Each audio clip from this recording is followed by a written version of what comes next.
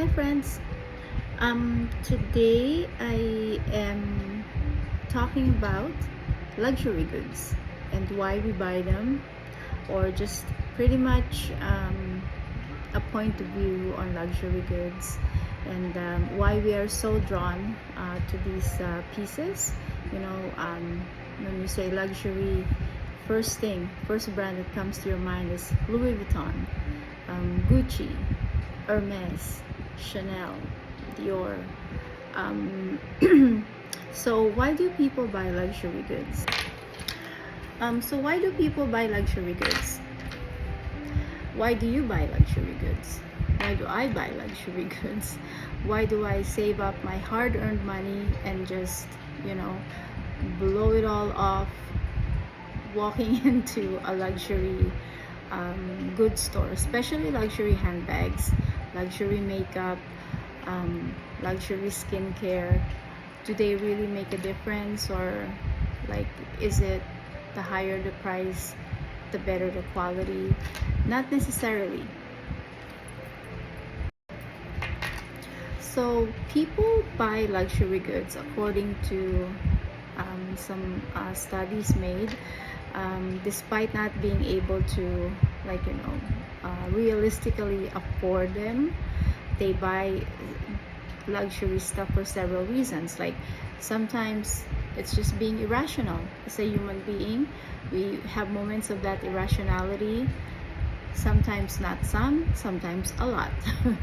So we also believe that a higher price equals higher quality. So I know I'm gonna get some flack for this. So apparently, when I did my research, a lot of the luxury brands, they have the tools, or the facilities, the cosmetologists, the scientists, actual people who know how to formulate an actual good lipstick.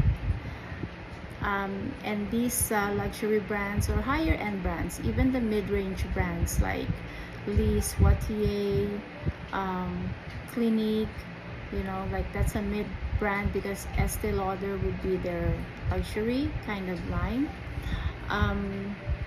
It's because they have the proper people who know the formulation. So for the generic ones, they're kind of done with not as good ingredients as the luxury lipstick ones. So one of the things that stood out to me when I was doing my research was that lipstick, like a generic brand lipstick, it contains more lead. That was kind of really scary for me, because imagine having lead on your lips with a little bit of color, a high concentration of lead on your lips, right? And the luxury brands, they try to do their best to have all of these harmful ingredients practically non-existent in their product. So that's one of the things. But also be careful with those who want to present themselves as a luxury brand, but apparently they're not. They use really cheap material, not so well educated, not well educated, but those who are not certified to actually formulate makeup that you sell to the public. So pretty much that's all I can say about that one type of buying a luxury brand. So just be on the lookout, be careful, and just don't fall prey to the cheaper product. If that was me, I would just save some money. And I don't want to give any financial advice, but for me, in my opinion, if you really want to take care of yourself, your skin, including your lips, your eyes, your hands, Whichever brand works for you is good, as long as you know that it's not harmful to you personally. So what is a luxury item?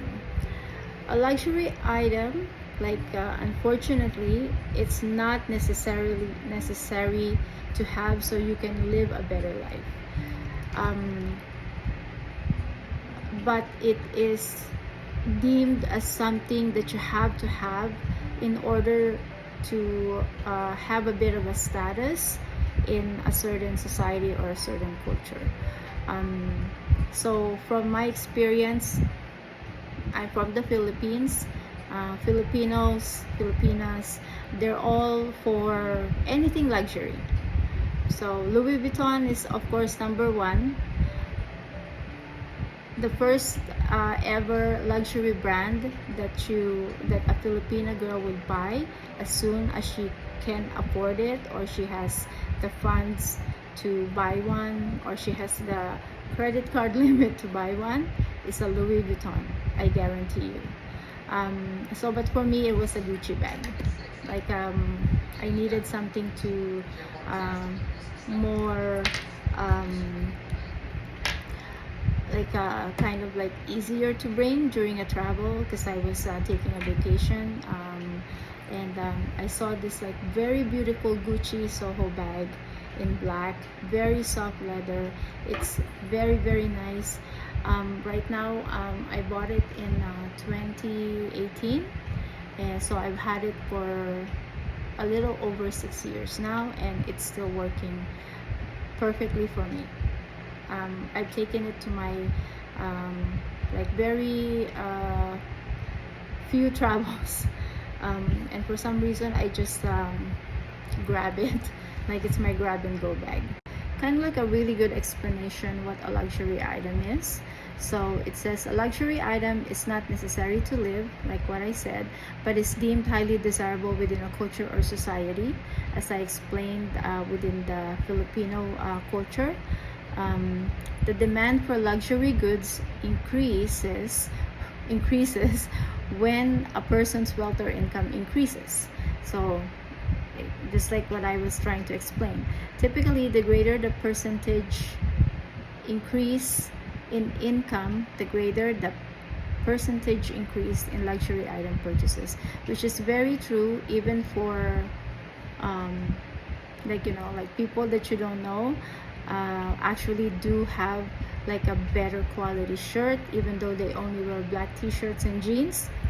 For example, I'm gonna, like, the Facebook founder, right? Like, you only see him in like gray t-shirts and jeans, sometimes dark wash, sometimes medium wash. I have never seen him in like the very light wash jeans, right? Because I'm not sure why. So anyway, I am very sure that, as his wealth grows, his $20 t-shirt became a $200 shirt, and then became a $500 shirt, because as you have more comfort in life, you also desire, or you crave that better material, better quality things. So like what I was saying, luxury items are the opposite of the necessity goods, or the necessary goods that we need to survive. We can survive without a luxury item, but with the necessity items or goods, we need them to survive. What differentiates a luxury item from like a regular item that you can buy from a regular grocery store or a regular market? So luxury goods, they have usually it's always the presentation. Like say, for example, take Louis Vuitton. So in my past video, I have shared that I have worked as a part-time client advisor for, I don't know, I think it was 6 or 8 weeks that I worked there, and no, it's more than 8 weeks, but it just didn't work out for me. When when you walk into the employee entrance, I assure you and I promise, it's not a luxury store entrance. We enter into the same hallway, the same as those working at not TNT, at a restaurant that is beside the Louis Vuitton store. So it's not, employees are not treated luxuriously. Maybe, we're treated to like I don't know, like a Christmas dinner, big Christmas dinner where you have games, we can win prizes and stuff like that. But it's nothing different from like a regular retail store. I ran a retail store. I gave my staff like a really nice Christmas evening, like a Christmas Eve, where we were exchanging gifts, and we were just having fun. We had good food, we had dessert, we had Christmas dessert, and like it was it's nothing different. The luxury part actually is when you head out to the door, to the sales floor. So you need to be in your LB uniform. You need to look exactly like each other when you're wearing the same uniform. You're not allowed to wear pants or skirts or dresses or sweaters that are not approved by Louis Vuitton, hence not approved by the store manager. So presentation of the store needs to be to a T. All of the Louis Vuitton stores, they need to look not exactly the same, but they need to be featuring like similar products. Each store need to look grand. They all need to be clean. We have like people who have access to the store at night to clean and get it ready for the morning. And then we have our merchandiser, our store merchandiser, and what she does is she has like like a, I think it's like a Google call with I don't know, the rest of the other merchandisers and with the store manager to plan out what the store will look like in a week. I feel like when I was working there, because it's near the holidays, it's closer to the holidays, the store needs to look different every week. So she will plan that, the store will approve, the store manager will approve it, and you need to know where things are. Also, there's always like an inventory count. Like say if we have 6 key holders, like the computer will say so. If someone sells it within the hour, within a few minutes you will see there's 5 left. So it's a lot of like inventory kind of like update all the time. You also need to package the product that is purchased by your client like exactly the way Louis Vuitton wants you to. So I learned how to tie a ribbon, I learned how to wrap up a shirt, I learned how to do the initials, like the imprint on the leather ones, right?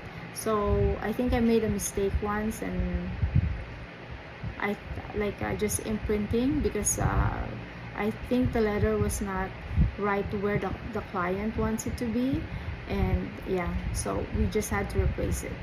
So that was out the door, the inventory, and that was on me. So we also have to be very careful. We're trained very, very strictly and very much in detail, like intense training, because you're selling a wallet for like $600. So there's a comparison between a luxury item versus an inferior good. An inferior good is a good or item that experiences less demand as a person's income increases. So this one I really have to like read up on it. So an inferior good, it says, has a negative elasticity of demand. For example, when your income increases, you are gonna stop buying cheap store brand coffee, because now with your increased income you can afford to buy Starbucks coffee, right? And but when this inferior good is like it's more in demand with people with lower income. So this is just what my research says. Like I wrote everything that I read about. So the demand for store brand coffee will decline when the income increases because people opt for more expensive, higher quality coffee. As a result, the store brand coffee would be an inferior good now, right? I think, like I said, it's just human nature that we crave higher quality goods, items, food, clothes, bags, when we feel like we can afford them with our, with our income that has just increased, right? So I think it's not. I think it's just like a desire that we have as people, as human beings, as a person. For me, like I know I do enjoy grounding my own coffee, putting it in drip coffee, and then one day my son decided to buy me an espresso machine, one of their very first ones. This was years ago when he started making like really good money, and he gave it to me as a Christmas present, and I was so happy because the coffee really tastes good. So Nespresso, I love it. They also have the Starbucks pods now, so I bought a couple today. Luxury items though are not inferior goods in any shape, way, or form. They're goods that people opt to buy when their income increases to replace inferior goods. So, which is very true. And then these luxury goods can become inferior goods at different income levels. So I saw something about this, like a pyramid of luxury goods. There is this one, the first level is called accessible luxury goods. So it includes like Tory Burch, Michael Kors, Kate Spade. They're still considered luxury goods, but they're the more accessible ones. And then, surprise, the middle, the second level is like the brands that you call luxury brands. They're the Louis Vuittons, the Gucci's. What else was in there? Givenchy, I believe Fendi, Celine, Louis Vuitton. Those are luxury goods that you would like to buy, right? That you save up for, because once you kind of like upgrade from Coach, which is the accessible luxury good, upgrade from Tory Burch and Kate Spade, you go up to the LV and the Gucci and the Celine's, then it's like kind of like it's because you have a desire for higher self-esteem, and because like you now can afford it, like you feel better about yourself, which is a very sad part of being a human. It's just the way we're wired, so we just can't feel bad about it. We just have to kind of like control it, control how we feel about it. So the higher luxury good brands are Hermes and Chanel, and then there's this other brand that I haven't heard. I would consider Bruno Cucinelli as a higher luxury brand. They're one of those like a minimalist brand.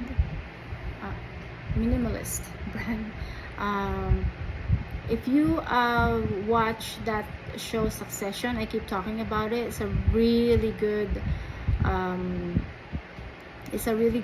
show to watch, because these are elite billionaires, millionaires, not 100,000 people. They're on the multi-million level family Succession, and they just wear simple clothes, but then you touch it and it's pure silk, pure leather. The daughter She is just like so stylish and so simple, but you know her status. Like you will see her status just the way she carries herself and the like what she wears. She in that show they made fun of a, like a lady that was brought on as a date by one of the um, like lower level management, but was part of the family, like you know, like a second degree cousin or second degree or third degree cousin. She brought this like very big book tote, Burberry checkers, and it was so one of the guys married to the daughter of the main character, like the main succession guy, the dad who owns this multi-billion dollar business. Like he called the bag ludicrously capacious bag.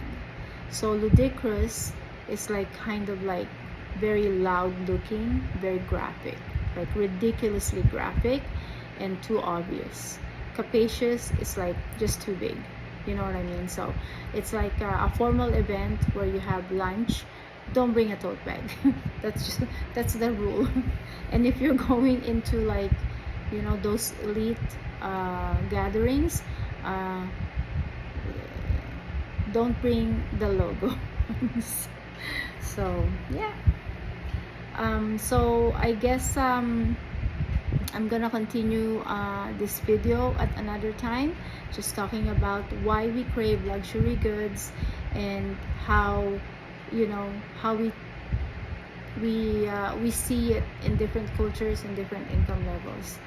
So if you have any, you know, comments, please do so. I'm gonna do some more research and see what I can talk about why we crave luxury goods, and you know, what's the cure to kind of like, you know, there's a certain level that you need to, you kind of like stop liking it, and you know, it's just all about being human. So thank you for listening to me. If you would like me to research on a few other things about luxury goods, yeah, please just comment. Please like and subscribe.